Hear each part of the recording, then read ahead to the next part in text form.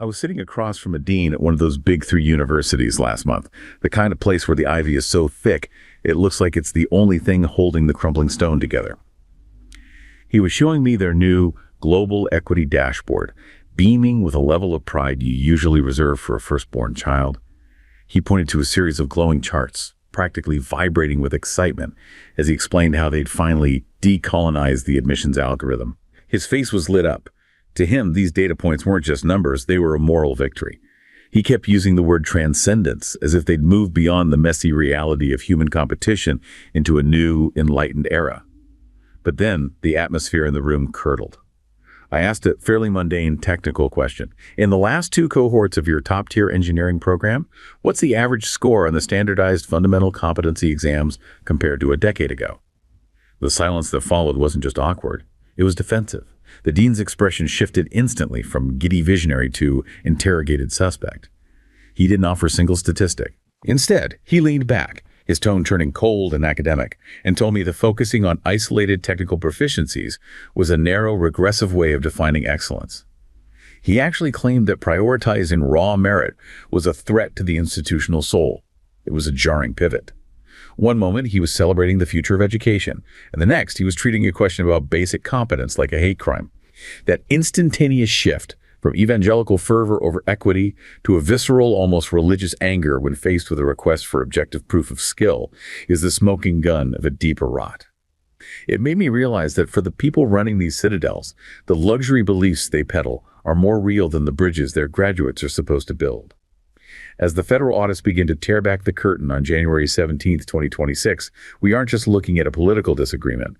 We are witnessing the forensic autopsy of a system that traded its competence for a hollowed-out ideology, and the bill for that epistemic debt is finally coming due. Wow. That image of the dean's face changing. I mean, that really is something. It was. It was jarring, like flipping a switch. And that silence you described, that's the whole crisis right there, isn't it? That pivot from this moral celebration to a kind of cold, defensive posture. That's the heartbeat of what the sources we're looking at are calling a clinical autopsy. The word autopsy, it feels so final. I mean, are things really that bad? You look at these universities, they have these massive endowments, buildings that have been around for centuries. Is the system really dead? Or is that just, some hyperbole from critics? That's a fair question, and the sources would argue the death isn't a financial one, not yet anyway. The buildings are still standing. So what kind of death is it? It's an epistemic death. Epistemic. Okay, so related to knowledge, how we know what's true. Exactly. The central idea here is something called epistemic debt. It's a bit like, think back to the 2008 financial crisis. You had banks trading these mortgage-backed securities. For the junk bonds that were rated AAA. Precisely. Everyone just sort of agreed to pretend they were valuable because the prestigious agency said so. That was a huge financial debt hidden by a veneer of prestige. Until the whole thing came crashing down. And then we all found out the paper was worthless. So what the sources are saying is just map that same idea onto higher education. For decades, these places have been issuing credentials degrees, research papers that we all assumed were backed by a gold standard of competence. Of objective reality. Yes. But instead, they've been, in a way, printing their own currency, one that's based on ideology, social goals, administrative needs. They've been borrowing credibility from their own past to cover for a present that might be, hollowed out. So when I asked the dean that question about engineering scores, that was like the credit check bouncing. That was the moment of default. You asked to see the gold in the vault, and he couldn't show you. All he could offer was the fiat currency of moral transcendence. And these federal audits they mentioned for 2026, that's like the regulators finally showing up to open the books on a global scale. And they're worried about what they'll find. They're worried the assets, the actual skills of the graduates won't cover the liabilities of the institution's reputation. Okay, I have to push back a little here, though. We hear this kind of critique a lot, the sort of anti-woke angle. Couldn't the dean have just been annoyed? Maybe he thinks technical skill is a given and he's just more excited about the new equity work. Why does it have to be a zero-sum game? Can't you have both? A diverse, equitable class that is also incredibly competent. Absolutely. I mean, in a perfect world, a true meritocracy would cast the widest possible net to find talent anywhere and everywhere. There's no inherent contradiction. Right. But the sources we've got, and especially the stories we're about to dive into, they suggest that in practice, the mechanism of the bureaucracy has created a trade-off. The argument isn't that diversity itself kills competence. It's that the huge administrative machine built to enforce one very specific ideological version of diversity has cannibalized the focus, the resources, and the time that are required for competence. So it's not the students, it's the machine. It's the machine. And to really get how that machine works and how it breaks things, we have to get out of the beans office and onto, well, the factory floor. Which brings us to our first story. A man the notes call Robert. I was reading his file. Yeah. It's a frustrating one to read. Robert's not an academic, he's a structural engineer. Yeah. 30 years in aerospace. And that's so important because aerospace isn't a field with a lot of wiggle room, you know? If a sociologist writes a bad paper, what happens? It gets ignored. If an engineer messes up a load calculation, a plane falls out of the sky. Yeah. The feedback loop is immediate. Yeah. And deadly. Exactly. So Robert talks about the culture when he started back in the 90s. He said you could smell the shop floor, this mix of coolant and ozone. The hierarchy was, in his words, ruthless but fair. If you were a 22-year-old kid fresh out of college and you spotted a flaw in a wing spar design that the senior engineer missed, you were a hero for the day. Because the goal was shared, it was objective. The plane has to fly, the bolts have to hold. But then he charts this change. He calls it the rise of the coordinator class. At first it was small things, you know, more HR meetings, more paperwork. But then came this one incident that it crystallized everything for him. A promotion came up for lead systems engineer. A really technical role, right? Incredibly. This is the person who makes sure the hydraulics and the electronics and everything else actually talk to each other. So Robert had this protege he was mentoring. Brilliant guy, knew the systems backward and forward, a little quiet, maybe a bit abrasive, but totally focused on the work. And he didn't get it. Management passed him over. They hired someone. And get this, they hired someone with excellent cross-functional communication skills and a certificate in inclusive leadership. But this person had never once signed off on a critical safety schematic. Not once. And there it is. That's the pivot point. The company, the institution, it just changed what it signals as being valuable. The reward system shifted away from technical mastery and toward bureaucratic navigation. Exactly. The new guy wasn't hired to help build a better plane. He was hired to interface with the compliance department. And the effects weren't just on morale. Robert talks about this one safety audit meeting. This part really got me. They're in a room. They're supposed to be reviewing the fatigue limits on a turbine blade. I mean, they're literally discussing at what point the engine might explode. Life or death stuff. Life or death. And instead of looking at the metallurgical data, the meeting gets completely derailed for 40 minutes. 40. To discuss inclusive language in the technical manual, someone had flagged the terms master and slave cylinders as being problematic. Okay, let's play devil's advocate for a second. Language does matter. If certain terms make people feel unwelcome, isn't it worth a discussion to change them? What's the big deal about 40 minutes? Because in his words, the bolts don't care about our social progress. While they were debating the semantics of a hydraulic part, the stress fracture data was just sitting there, unexamined. He said he looked around the room and the young engineers, the ones who should have been learning from the veterans how to spot a potential disaster, they were all taking furious notes on the language, not on the engineering. They were scared. Terrified of accidentally using a non-inclusive term and getting a note in their HR file. So they kept their mouths shut about the actual turbine blade. And that right there is the epistemic debt accumulating in real time. The organization is actively choosing to prioritize social signaling over physical reality. And Robert's terror is that sooner or later, gravity is going to call that bluff. Fine. But where does this administrative bloat actually come from? Is it just bad hiring decisions? Yeah. Or is there something more structural, almost mathematical going on here? There is, and this is where the data comes in. We have to look at the work of Benjamin Ginsberg, his book, The Fall of the Faculty, and then there's this very dense but really crucial paper from the ArcSiv server on something called regulatory scaling.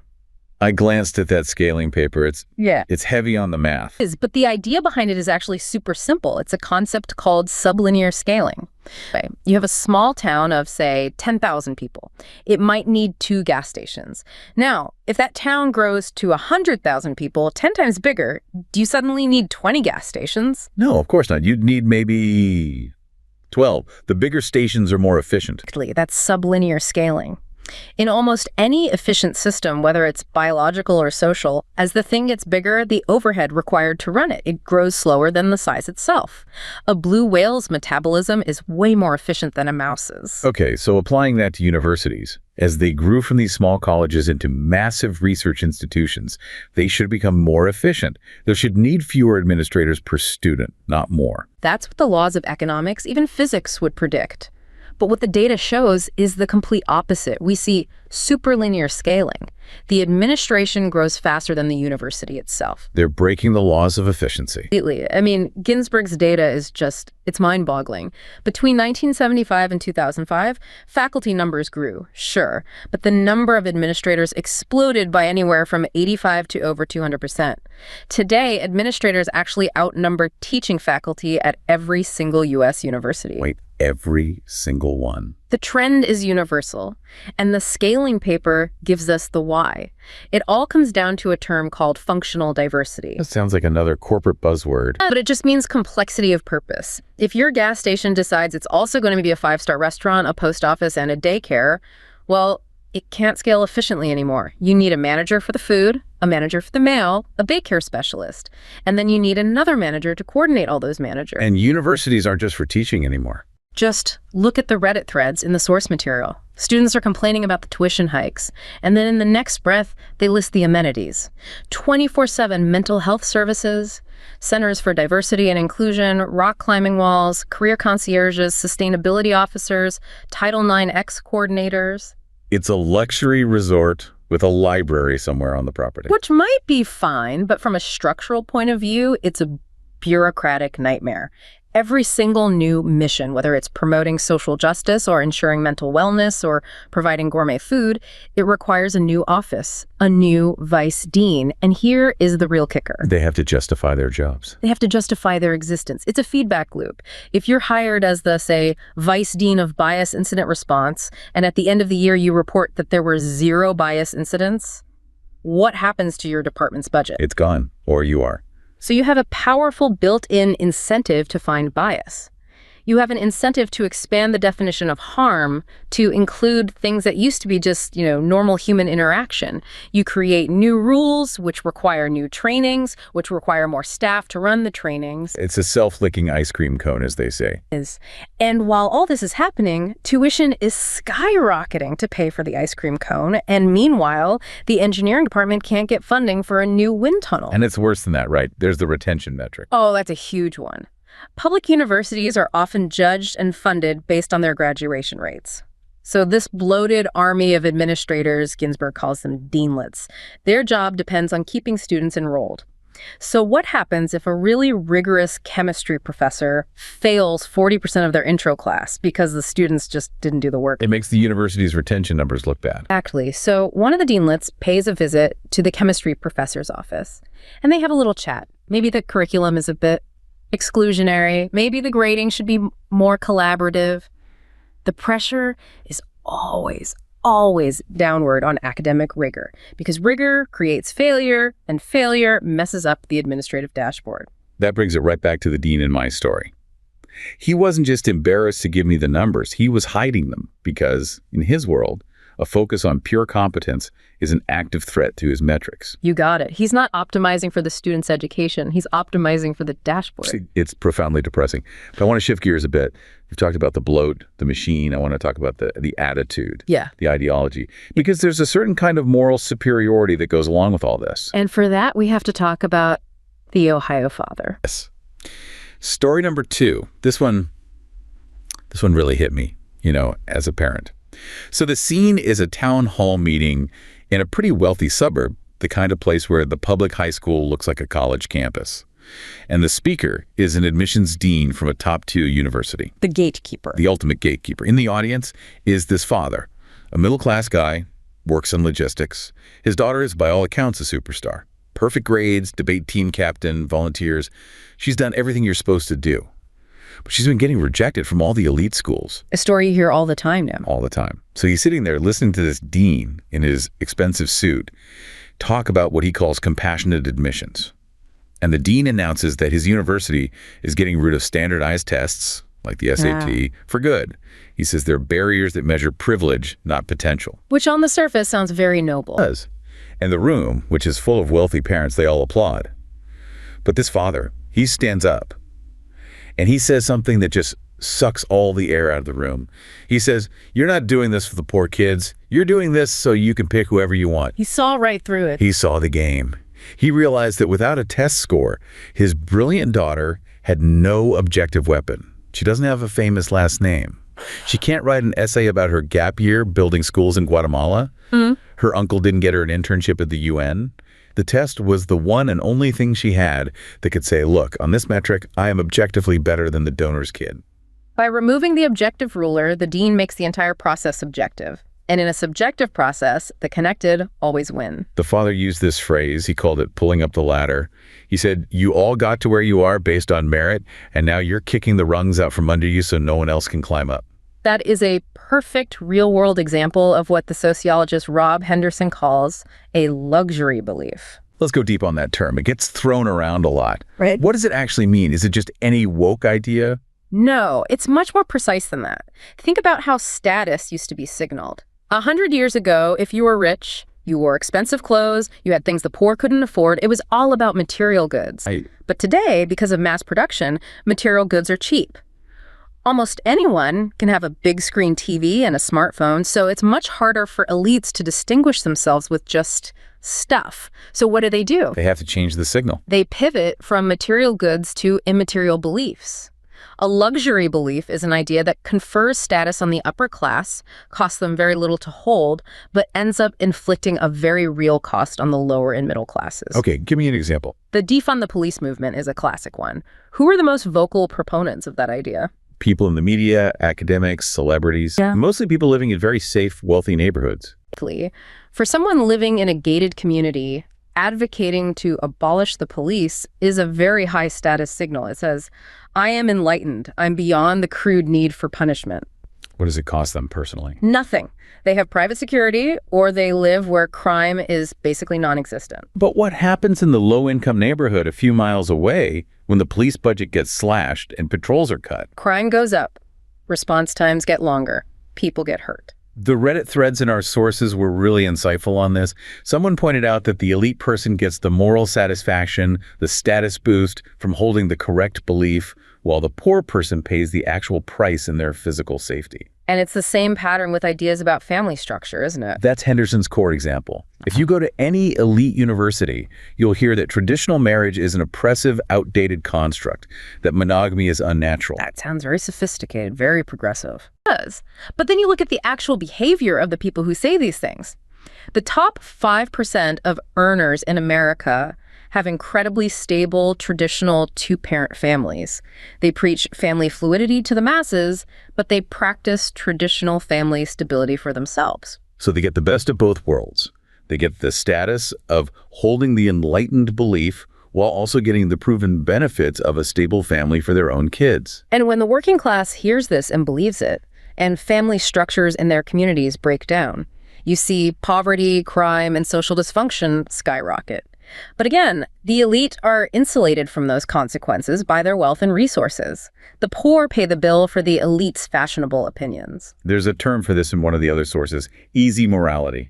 It's the idea that morality has shifted from being about high-cost personal sacrifice, like actually giving your money to the poor or volunteering your time to low-cost public signaling. Like putting the right slogan in your social media bio. Or advocating for radical green policies that drive up the cost of energy. If you're a tenured professor making $200,000 a year, a 20% increase in your heating bill is an annoyance. You can afford it, and you get to feel virtuous about saving the planet. But if you're working a minimum wage job, that same price hike means your kids are cold in the winter. It all comes back to the dean, doesn't it? His talk about the institutional soul. It's the same game. For that dean, talking about objective competence about engineering scores is a low status move. It's what the dean of a community college might talk about. It's practical. It's blue collar. But talking about decolonizing algorithms and transcendence. That's high status. That's aristocratic. It signals to his peers in the elite that he is one of them. He's not just running a school. He's shaping the soul of the nation. He's playing a status game, and the students are just the game pieces. And in his bubble, he's winning. This all feels It feels kind of hopeless. You have this administrative machine that seems structurally incapable of fixing itself, and you have an elite class that actively mocks the basic values you need to run a functional society. What's the way out? Well, if you only look at the legacy institutions, it does look pretty bleak. But what history shows us is that when a system gets this disconnected from reality, people don't just lie down and accept it. They start building lifeboats. And that's where Elena comes in. That's Elena, story number 3. And in some ways, it's the most important one because it's about what might come next. So Elena was a biologist, a rising star, tenure-track position at a major university getting grants. But she described her department as a temple of consensus. That phrase alone should send a shiver down your spine if you care about science. Science is supposed to be a battlefield of ideas, not a temple of worship. She even uses the word Lysenkoism to describe it. I had to look that up. I know it's a Soviet-era thing, but can you break down what she means by that? Yeah, it's a crucial historical parallel. Trofim Lysenko was Stalin's top biologist. He rejected modern genetics, the whole idea of genes, because it didn't fit with communist ideology. He had this bizarre theory that you could, for instance, teach wheat to be cold resistant, and it would pass that acquired trait to its offspring. Which is not how biology works. But it was politically convenient. It supported the idea that you could mold nature just like you could mold the new Soviet man. So Stalin loved it. And any scientist who stood up and said, excuse me, but genes are real, what happened to them? They were fired. Or worse. Sent to the Gulag. Some were executed. Russian genetics was set back by decades. But the real horror was the famines. Lysenko's bogus theories were implemented on farms across the Soviet Union and China.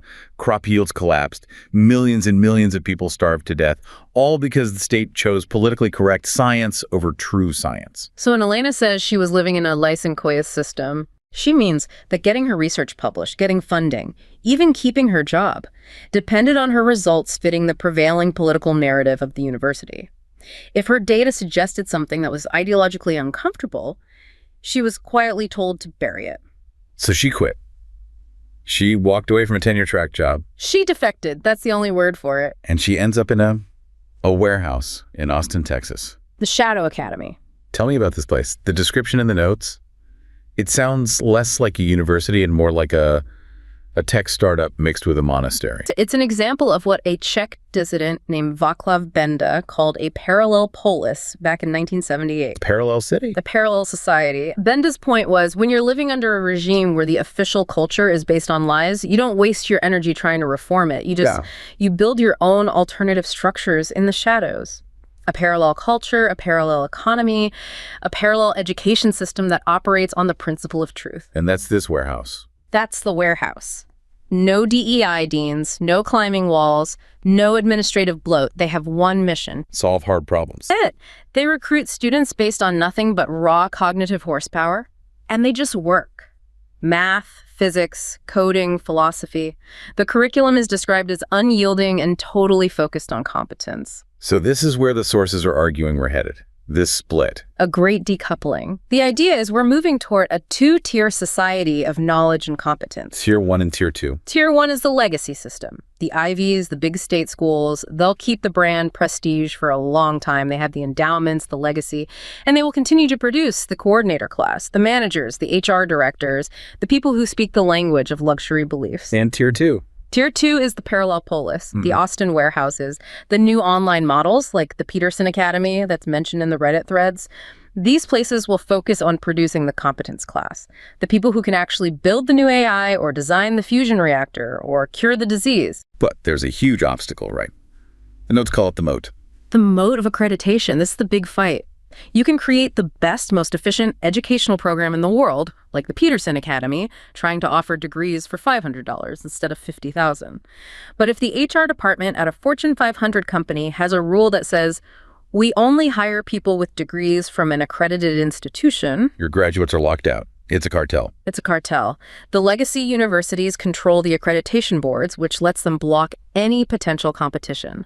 So for the parallel polis to succeed, it also needs a parallel economy. You need the big employers, the tech founders, the innovators to start saying, I don't care if you went to Harvard, show me your portfolio from the Austin warehouse. Until that happens, it's a huge risk for a student to choose the warehouse over the Ivy. But that epistemic debt we started with. Eventually the bill comes due. When the bridges start to wobble, when the power grid fails because of incompetent management, when the economy stagnates under the weight of the coordinator class, the market will force a correction. Reality is the ultimate auditor. It reminds me of that other strategy mentioned in the sources from the Academic Freedom Alliance, the elephant strategy. The idea is that when predators attack a herd of zebras, the zebras panic and scatter, and they get picked off one by one. But elephants are different. When elephants are threatened, they form a circle. They put the vulnerable ones, the young, in the middle, and the adults face outward with their tusks. It's a collective defense. So the AFA and these parallel institutions, they're trying to form that circle. Exactly. When a professor gets targeted for cancellation, the group surrounds them, provides legal defense, gives them a platform. They're trying to make it impossible for the system to pick off dissenters one by one anymore. So as we wrap this up, it feels like we're watching this autopsy happen in real time. The old system is on the table. And the findings are not good. The organs are swollen with bureaucracy. The brain is addled by luxury beliefs. But the sources end on this note of maybe not hope, but resilience. They use this term, the remnant. The remnant. It's an old idea. The small group that keeps the knowledge and the values alive through a dark age, ready to rebuild when the time comes. Elena, in her warehouse, is part of the remnant. Robert, the engineer still checking the bolts, is part of the remnant. The Ohio father who refused to be shamed for demanding standards. He's part of it too. And their job isn't to save the old system. No, their job is to be ready to build something new on the ruins. It's a heavy thought. But it does make sense of the chaos, the feeling that the world has stopped making sense. It's not just in our heads. It could be the death rattles of a system that has forgotten what it was for. A system that trades competence for ideology eventually has a very painful collision with reality. The bolts always win in the end. Yeah. And this forensic autopsy we've been discussing, well, it's just reality finally serving the subpoena. So if the sources are right, and we are witnessing the forensic autopsy of a system that traded competence for ideology, then the question for you isn't just about which college to pick or who to vote for. It's about where you put your trust. When the bridge needs building, or the surgery needs doing, will you look for the person with the most inclusive certification, or will you look for the person from the warehouse in Austin who simply knows how the bolts work? The epistemic debt is coming due, and the currency of prestige might be about to crash. See you in the next deep dive.